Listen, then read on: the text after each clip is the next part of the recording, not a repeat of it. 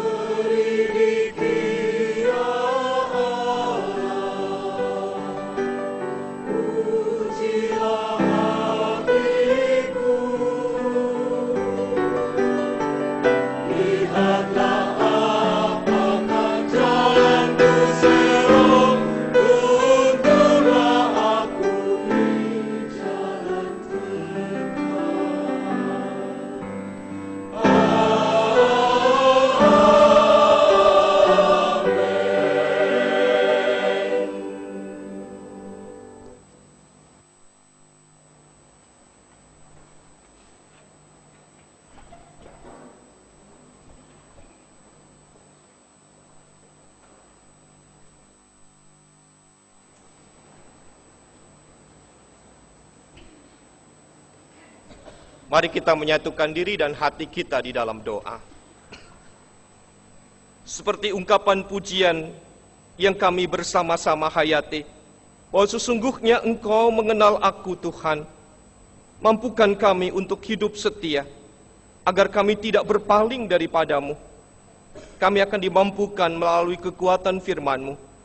Pimpin sertai, agar kami memperoleh kekuatan di tengah-tengah hidup yang kami jalani. Di tengah-tengah pergumulan, di tengah-tengah tuntutan pasangan hidup, di tengah-tengah jabatan yang seringkali menjadikan kami lupa akan Engkau, di tengah-tengah kedudukan dan apapun juga yang terkadang menggoyahkan iman kami. Dengarkanlah permohonan kami, berbicaralah melalui kebenaran firman-Mu, dan Engkau juga memakai hamba-Mu di dalam kelemahan. Kami berdoa di dalam nama Tuhan kami, Yesus Kristus. Amin. Ibu bapak dan saudara-saudari yang terkasih, mari kita membaca bagian firman Tuhan ini bersama-sama. Keluaran pasal 20 ayat yang pertama dan ayat yang kedua. Lalu Allah mengucapkan segala firman ini. Akulah Tuhan Allahmu yang membawa engkau keluar dari tanah Mesir, dari tempat perbudakan. Demikianlah pembacaan firman Tuhan. Berbahagialah orang yang mendengar firman Tuhan, serta bersedia memeliharanya. Haleluya.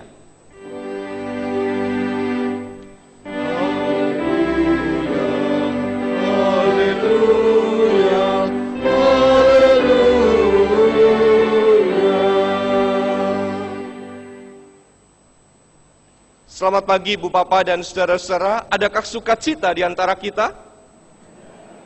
Benar? Atau jangan-jangan terpaksa? Mereka yang akan menerima baptis kudus dewasa dan juga pengakuan percaya barangkali semalam tidak bisa tidur. Bagaimana mereka membayangkan pelayanan yang akan dilakukan? Tegang, walaupun sudah melalui proses persiapan. Itulah yang menjadi pergumulan di tengah-tengah perjalanan hidup kita. Bahwa sesungguhnya kita tidak mampu menjadi orang yang hidup sebebas-bebasnya. Terlebih mereka yang berada di tengah himpitan dan kesulitan. Tentu saja mereka ingin memperoleh kelepasan. Mereka yang terjerat hutang besar ingin bebas dari hutangnya. Demikian juga suatu bangsa yang dijajah dan ditindas oleh bangsa lain ingin mendapatkan kemerdekaan. Apakah mereka yang berada di dalam kelemahan, terhimpit oleh situasi, ditindas oleh bangsa lain, mampu untuk membebaskan dirinya? Kalau mereka berada di tengah-tengah himpitan, penindasan, berarti mereka lemah. Mereka dikondisikan oleh yang berkuasa untuk tidak mampu bangkit, untuk tidak melawan. Itulah kenyataan yang terjadi. Ibu bapak dan saudara-saudara ingat bagaimana perjuangan bangsa Indonesia di tengah-tengah mengupayakan kemerdekaan. Terlebih perjuangan yang bersifat kedaerahan, menjadikan penjajah dengan mudah mengadu domba. Memang bangsa ini berupaya, tetapi kalah gesit dengan para penjajah. Dan dalam pernyataan pembukaan Undang-Undang Dasar 1945 dinyatakan dengan tegas pengakuan bangsa Indonesia bahwa kemerdekaan itu anugerah Allah atas berkat rahmat Allah yang maha kuasa dan dengan didorong oleh keinginan luhur. Selama 12 tahun saya sekolah di sekolah negeri dan saya sering kali membacakan pembukaan Undang-Undang Dasar 45. Guru bahasa Indonesia selalu mengatakan cara membaca yang benar adalah atas berkat rahmat Allah, sesuai dengan bacaan sebutan bagi orang Kristen. Pernyataan itu hendak menyatakan bahwa kemerdekaan bangsa ini tidak lepas dari campur tangan Allah, walaupun bangsa kita berjuang. Pernyataan sebagai orang yang berketuhanan mengajarkan diri bahwa itu semua tidak lepas dari anugerah. Berhubungan dengan bacaan kita pada saat ini, mengantarkan kita untuk mengerti dan memahami selama 2 bulan berturut-turut. Memahami 10 perintah Allah yang akan terus disampaikan dalam setiap minggu sampai dengan akhir bulan Oktober nanti. Dimulailah dengan pernyataan, Akulah Tuhan Allahmu yang membawa engkau keluar dari tanah Mesir. Dan diteruskan dengan dari tempat perbudakan. Maksud penegasan itu secara sederhana seperti seorang pemimpin negara, seperti seorang raja yang berdaulat penuh memberikan peraturan atau undang-undangnya kepada rakyat, yang tentu saja agar rakyat mengetahui bahwa hukum itu sungguh-sungguh diperintahkan oleh pemimpin negara, oleh yang berkuasa di negara itu, yaitu raja sendiri. Dalam hal ini, kita mengetahui Allah yang berdaulat atas segala kuasanya. Dalam pendahuluan ke-10 hukum menegaskan supaya manusia mengetahui bahwa 10 hukum yang berhubungan dengan peraturan hidup itu adalah firman Allah sendiri. Bukan pernyataan dari manusia, tetapi dari Allah yang berkuasa, Allah yang menyatakan dirinya. Dan penegasan itu dihubungkan dengan pernyataan. Yang pertama, Allah memakai nama Tuhan yang disebutkan dalam bahasa Ibrani Yahweh. Ini menjadi persoalan yang muncul terakhir-terakhir ini di Indonesia. Karena ada golongan Kristen yang tidak mau menyebutkan dengan nama Tuhan, tetapi menggunakan nama Yahweh. Sebenarnya bukan sekedar pada permasalahan nama Tuhan atau Yahweh. Karena dialah yang menunjukkan yang berkuasa, yang berdaulat secara penuh. Supaya hal itu dimengerti oleh umatnya, bahwa dia menepati segala janjinya yang dianugerahkan. Yang kedua, terlalu cepat. Bagian ini, nama itu menunjukkan bahwa Allah, dia maha kuasa. Dia mampu memberikan segala sesuatu, tetapi bukan berarti manusia menerima begitu saja. Ia menunjukkan bahwa dia yang maha kuasa, melebihi siapapun yang berkuasa di dalam dunia ini. Yang ketiga, Tuhan memakai nama yang menyebutkan Allahmu. Allah bagi setiap orang yang mau mengakui dia yang berdaulat. Yang berarti Tuhan berkenan merendahkan diri sebagai Allah umatnya. Ibu bapak, pada saat diadakan, saya lebih tepat menyebutkan itu weekend katekisasi. Kepada setiap katekisan diberikan kesempatan oleh pendeta yang melayani untuk pembasuhan kaki. Tindakan pembasuhan kaki ini meniru teladan dari Tuhan yang mau merendahkan diri. Dan ternyata jauh sebelum itu Tuhan berkenan merendahkan diri menjadi Allah bagi umatnya. Yang keempat, Tuhan telah melepaskan umatnya dari perbudakan di tanah Mesir. Ibu bapak dan saudara, melalui pernyataan tersebut kita tahu bahwa Tuhan Allah sendiri yang berinisiatif untuk membebaskan.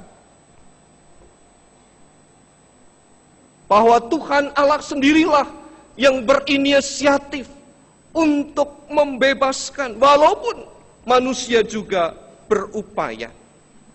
Dia yang membebaskan di tengah-tengah himpitan, persoalan, dan kesulitan hidup. Tuhan Allah mendengar cerita atas penderitaan umat Allah di tengah-tengah perbudakan bangsa Mesir. Bukan lantaran mereka sebagai umat kepunyaan Allah yang disebut juga sebagai bangsa pilihan. Namun mereka yang berjuang, mereka yang berupaya, dan jerit tangis mereka yang justru didengar oleh Tuhan. Tuhan Allah lah yang menaruh belas kasihan kepada umatnya. Tanah Mesir bagi bangsa Israel adalah tanah mengerikan. dan dapat diartikan sebagai tanah kekuasaan iblis, di mana para penguasa Mesir bertindak dengan semena-mena. Bagaimana ibu bapak dan saudara-saudara membaca di dalam bagian perjalanan hidup bangsa Mesir ketika para perempuan Ibrani atau para perempuan Yahudi itu melahirkan. Disuruhnyalah bidan-bidan untuk membunuh setiap bayi laki-laki.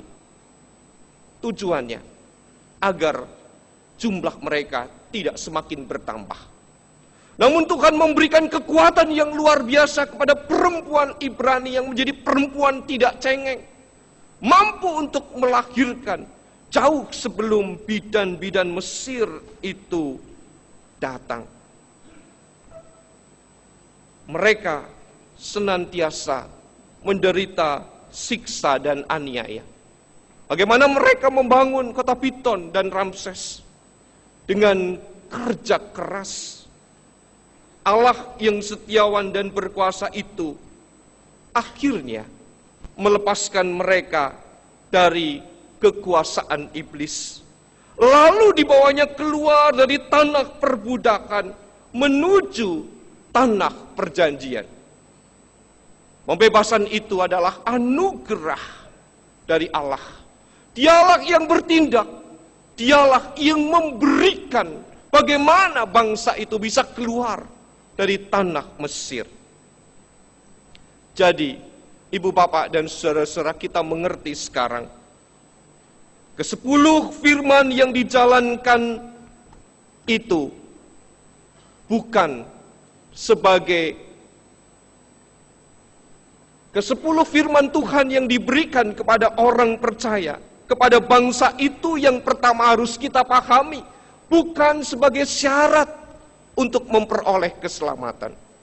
Namun yang harus kita mengerti justru ke-10 firman yang diantarkan dengan kata-kata akulah Tuhan Allahmu yang membebaskan engkau keluar dari tanah Mesir, lebih pada cermin diri atas keselamatan yang telah diperoleh. Jadi, ibu bapak dan saudara-saudara, sebagai orang Kristen, kita juga harus mengerti dan menaati firman Tuhan. Ke-10 firman itu sebagai tanggapan atas kebaikan hati Allah. Kebaikan hati Allah bukan hanya dinyatakan melalui peristiwa keluaran, tetapi terutama melalui Yesus Kristus. Keselamatan sebagai anugerah. Walaupun mereka terus berupaya menjalankan semuanya itu, tetapi bukan untuk mencapai keselamatan. Jadi jelas ibu bapak dan saudara-saudara, Keluaran 20 ayat 1 dan ayat yang kedua yang menjadi bagian bacaan kita dalam pemberitaan firman ini mengarahkan kepada kita untuk mensyukuri apa yang Allah nyatakan.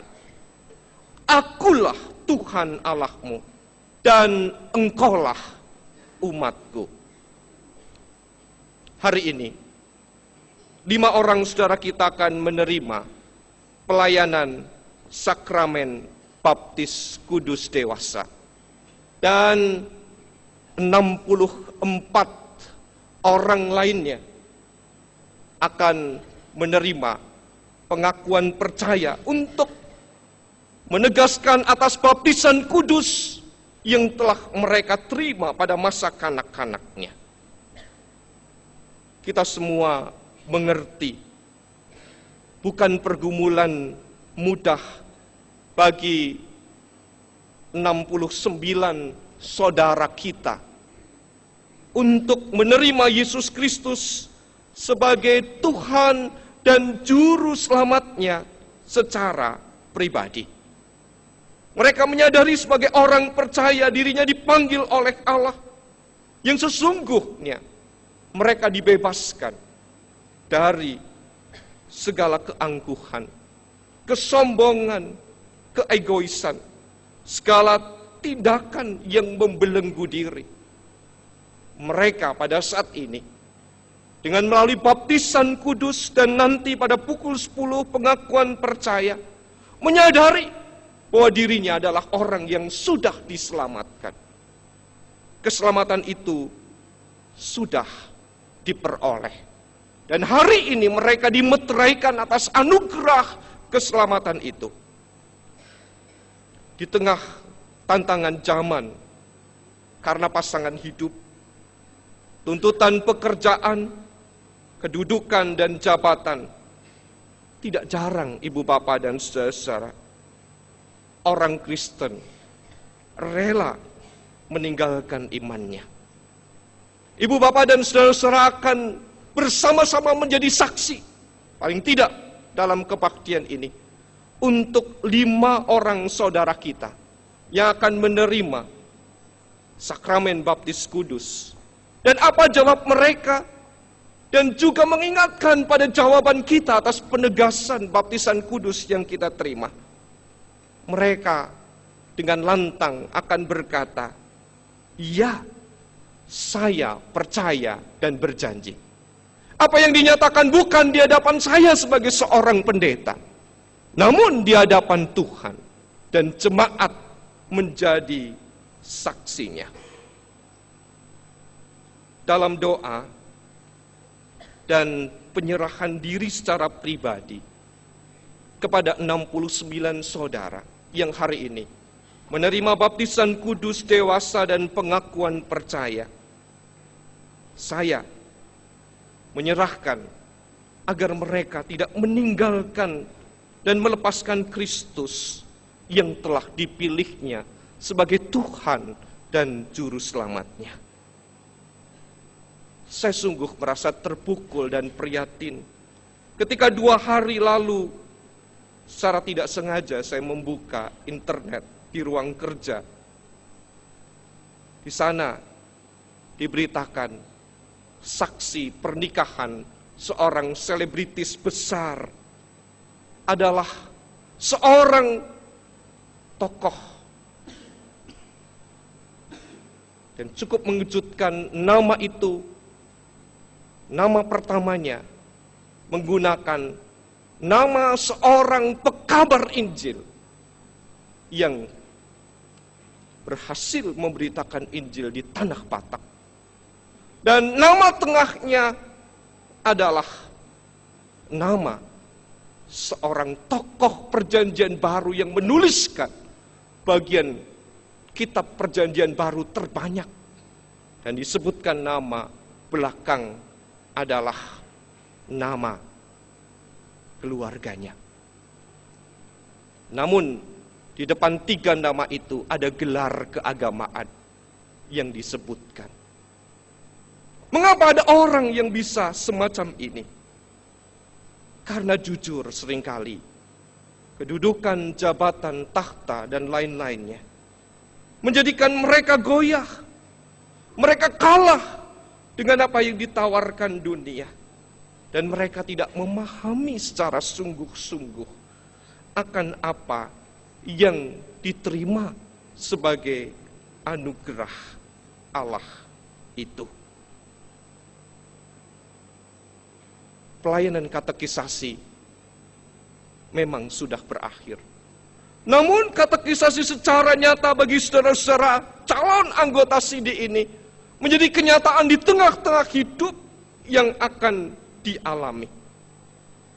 Bagaimana sesungguhnya mereka dan kita berjuang, tidak hanya sekedar mengatakan, "Iya, saya percaya dan berjanji." Tetapi bagaimana sesungguhnya saudara-saudara kita berjuang menerima karya Allah yang besar, khususnya mereka yang berlatar belakang belum mengenal Kristus dan bukan dari keluarga Kristen. Menjadi pergumulan yang tidak mudah bagi saudara-saudara kita. Pergumulan itu tentu disadari karena dialah Tuhan yang menyatakan diri sebagai Allah telah menuntun dirinya. Dia pula yang membebaskan. Peristiwa ini menjadi sukacita. Namun bukan sekedar ungkapan syukur. dengan wajah-wajah yang penuh senyum dan keceriaan. Tetapi bagaimana mereka terus berjuang, terus menyerahkan diri di bawah kekuatan yang berkuasa, yaitu Tuhan Allahmu. Pelayanan sakramen baptis kudus ini juga mengingatkan kepada saya dan saudara-saudara yang telah menerima janji keselamatan pada baptisan kudus yang telah kita terima dan dimeteraikan sebagai orang yang merdeka. Selamat berjuang dalam pertandingan iman, saudaraku. Selamat memperjuangkan karya Allah di tengah-tengah panggilan hidup kita, bahwa Tuhan Allah menyatakan, "Akulah Tuhan Allahmu, dan engkaulah umatku yang telah aku selamatkan." Amin.